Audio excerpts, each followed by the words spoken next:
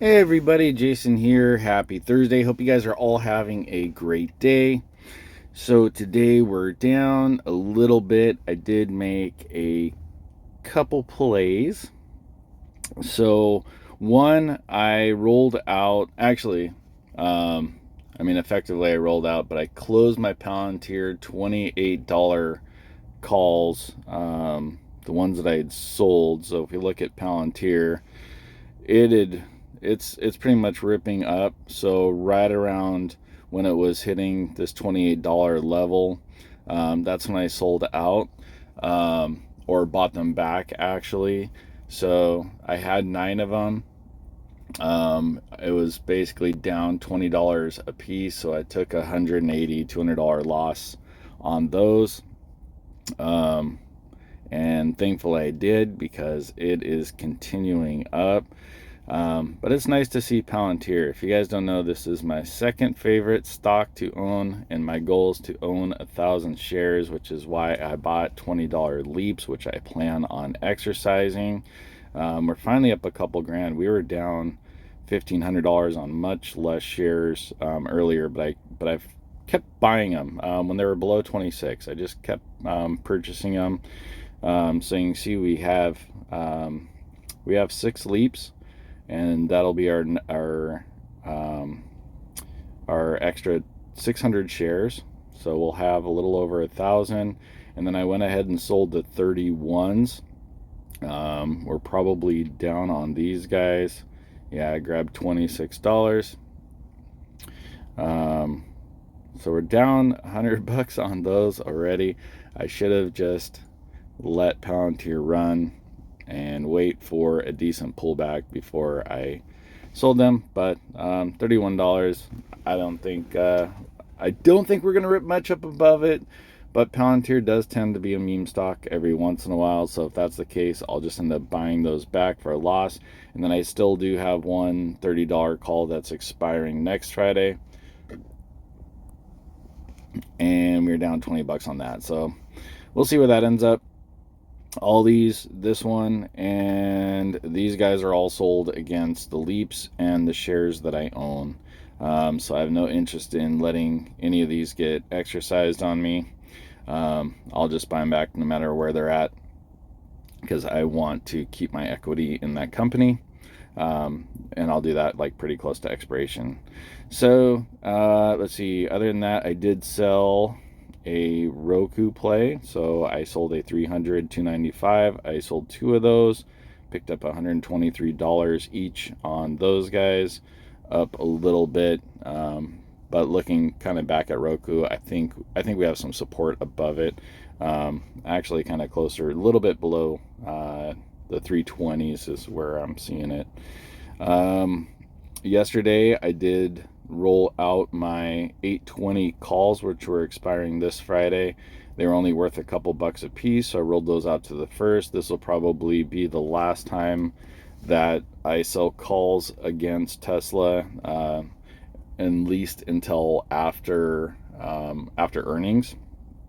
So that is those.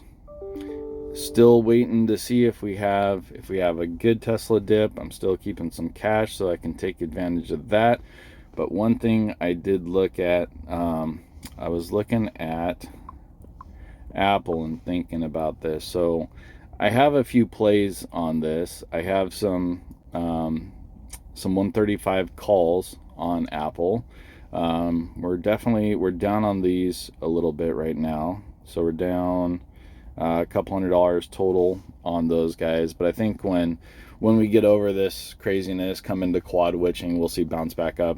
And I think Apple is something that people pretty much want to accumulate and don't mind sitting on for the long term.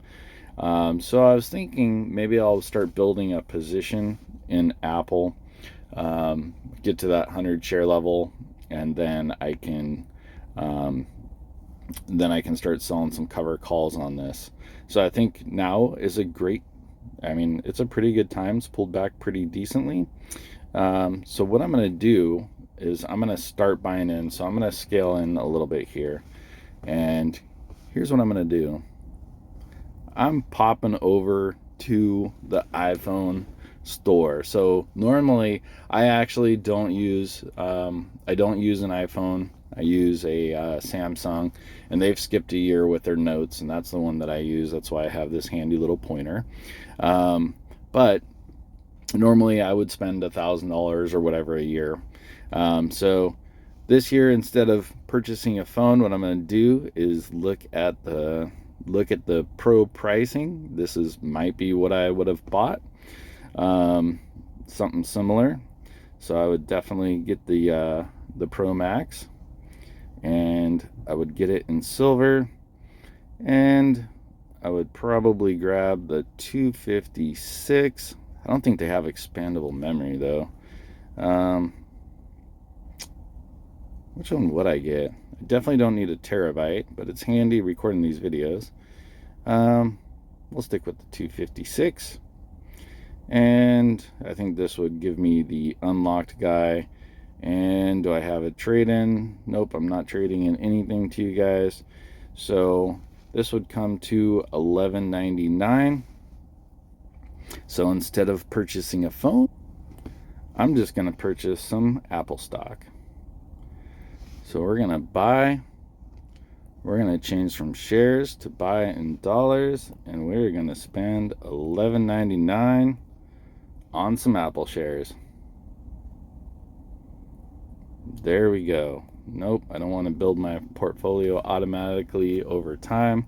So grab the 8 shares, and we'll look to average. We'll just average into these guys.